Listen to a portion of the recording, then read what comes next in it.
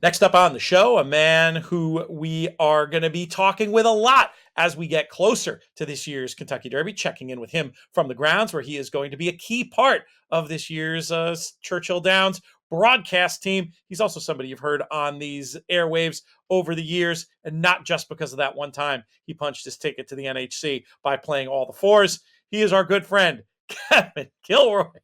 What's going on, Kevin? PTF, how you doing, man? I'm doing great. I've been envious because Spencer Luganbuehl's had you on Redboard Rewind a bunch. We've had you on a little bit talking about stuff from New Orleans, but it's good to have you back here. It looks like you are under the Twin Spires quite literally at the moment. What are the vibes Derby week so far? Yeah, it's starting to cook up. But it's so fun. I've been here doing the notes the past couple years, but first time being in the building and doing all the workout shows and the analyst seats. So it's neat, man. The vibes are good. It's just starting to build. The backside's not too crazy yet. Still just sort of a mellow scene out there. But everybody's starting to arrive. Chad Brown, he was there with his horses today. Pledger's here. Things are starting to look like the real Derby. So we'll see it all cook forward here soon. It's beginning to look a lot like Derby. You're here today to talk about one of the horses you had the pleasure of seeing in the flesh this winter, Track Phantom. Let's Yep. start with sort of the tail of the tape on this one. Who is he? How did he get here? Yeah, Steve Asmussen, right? This is his best shot. So trainer Asmussen, who's the best, right, to winning this trainer ever, but hasn't gotten that Derby, and this is his lone shot this year. Has a big ownership group, LNC and Clark Brewster, Jerry Caroom, other guys like that. Rosario's been riding him all races except for the Gun Runner. Torres came in and rode him for that one. Won the Gun Runner, won the Lecomte, second in the Risen Star, and fourth in the Louisiana Derby. So he's been with us at Fairgrounds. Proved he loves to get the distance at 1 1/16, but distance is definitely a question with this horse. That was going to be my next question because this is a horse in our pedigree video with Alex Henry, which you can find elsewhere on the YouTube channel. Questioned whether or not the extra ground was really his friend and just the way he shaped in his races, being right there in some cases with pretty easy trips and Yep. then going away rather tamely in the end. Personally, I'm not sure about the 1.25 mile for him. What do you think? Do you think under the right circumstances with the right pace scenario, he might be able to get the job done on the first Saturday in May? Yeah, I think for the most part they all can.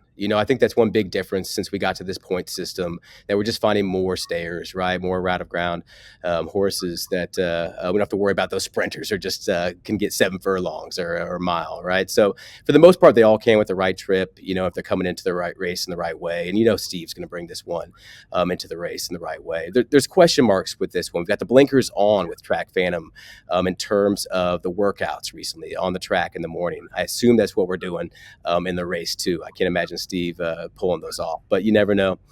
So we also saw this most recent workout this past weekend where he was really going slow through that opening quarter, I think about 26 seconds, and sped up, and it was really impressive in his quote unquote gallop out, but he was still going pretty strong there through 6 furlongs. So it's, he's been a front runner. He's had some good pressing trips early on. You could see in the Gun Runner specifically, but maybe he's going to rate just a little bit.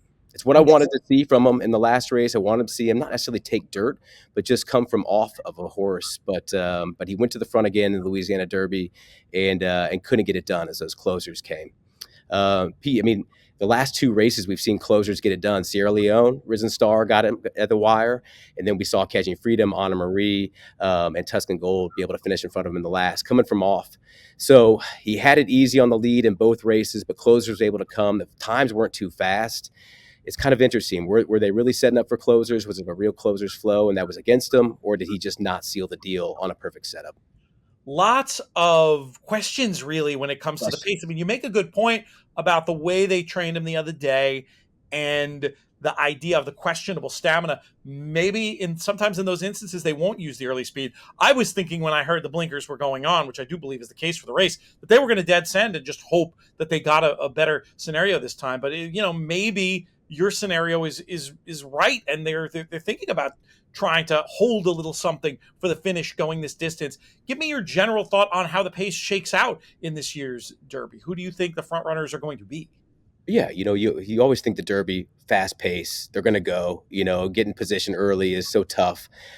Jockeys are nervous, etc. Right, and some just don't have a shot but going to the lead. But it's interesting. It could be a little bit of a slower pace than we've seen the past couple of years. I think To Password should be ascend, right? I think that should be one that you would expect to go. But these horses coming in from other places, how they get out of the gate, do they have that sort of alacrity? A word I pick up from you, my man, that we need to see is always a big question. Then we've got Dornock. What's Dornock going to do? The most recent work, he wasn't in front. He was still working behind Society Man, who's a closer. So that was curious to see. I'd rather see Dornock on the lead and fighting horses off. I think that's his strength. We've also got Fierceness, right? For me, I think Fierceness is just a full send. I'm not sure if that horse has heart. He hasn't proven it, right? So I think he's just a full send and just run away with it type of horse, a true sort of like Baffert style of trying to get it done. Just go to the lead and keep going. Those three are the ones that I think could be in front of him. Just a touch maybe, Encino maybe as well. But so he could just be right there in the mix and just hoping to have enough left to get it done. The way they worked this weekend makes me think that we're going to come from off of it. But you would think Blinker's on that might sort of send more. But more than anything, his problem is fighting off those closers, right? That's where he's been gotten in trouble. He's been able to fight off anybody who's close to him. He's really good at pulling away from Common Defense or Nash or whoever's right there. But those closers, he hasn't been able to come back on very well. These mini pods are brought to you by Free Reign Coffee Company. They've been powering the In the Money team throughout the Triple Crown prep season, and the coffee is fantastic. Whether you're looking for whole beans, grounds, or pods, Free Reign give you what you need to get up and get after it. And they've got subscriptions available too, so you never run out. Use our promo code MONEY20 for a 20% discount site-wide over at freereigncoffee.com. During Kentucky Derby week, you can get $10 money back if your win selection runs second or third. For all the information, check out twinspires.com. Two more questions for you, my friend, and we'll start with one, really the bottom line, as it were, the verdict when it comes to Track Phantom. Will he be on your tickets? How high up on your tickets will he be if he is? Yeah, he's won at first blink. I was like, you know what, this would be a really valuable one to toss, right? To get skinny in terms of, Super Vector, the whole deal, right? Just get him out of there altogether. But I liked how he moved. He's really got a powerful stride. One thing that Billy Pettingale, great all-time legend around the racetrack and fairgrounds clocker for years, taught me is counting those strides from the quarter pole, right? And this last work, I saw 52 strides coming home, and that's a really nice move. So he's got powerful strides. I trust Steve Asmussen. I think the only way he wins is if the Fierceness sort of doesn't break well, kind of gets caught, and Track Phantom is able to run down somebody like To Password, who he should be able to make mincemeat of, or Dornock, I believe. But it's hard for me to see that necessarily being the case. I want to put money behind it, so he's on my tickets. I'm going to use him in that B spot to try to work him through in the way I cycle my ticket structure. So I do think he might be coming into a good race here, but his form definitely went south. Looking at Thorograph from the gun runner. Speed figures and with Brisnet and Byers show he ran better last time. There's a lot of question marks around this horse, and if the value's there, I definitely want to have a piece of him. Just about out of time, but I do want to ask you about that A line on your tickets and who you got there, though I will point out to viewers, we are going to have a whole other video on Kentucky Derby pace. You're going to want to check that out. Subscribe to the In the Money YouTube channel. That's the best way to never miss one of our videos. We got you covered for this year's Kentucky Derby. And then also just to encourage folks to leave a comment. Let us know what you think of Track Phantom or the Kentucky Derby pace and where he's going to be positioned. We love to keep the conversation going in the comments. So now we get to the big one for you, my man. Who's going to win this year's Kentucky Derby? Fierceness for me is the most likely winner, but Catching Freedom is my horse right now. I thought he ran so well to come from all the way back to win that Louisiana Derby. As we mentioned, the pace wasn't that strong. He's a horse that I've been watching closely all along. I've always liked him. He's shown his heart. He's been able to deal with trouble. He's got a lot to offer, and it's just, he on the track, he is just neck bowed. He is telling everybody he's the man. Whether he's fast enough, right? We haven't seen that figure yet. Whether he's fast enough is the question, but I think we should be able to get some good value.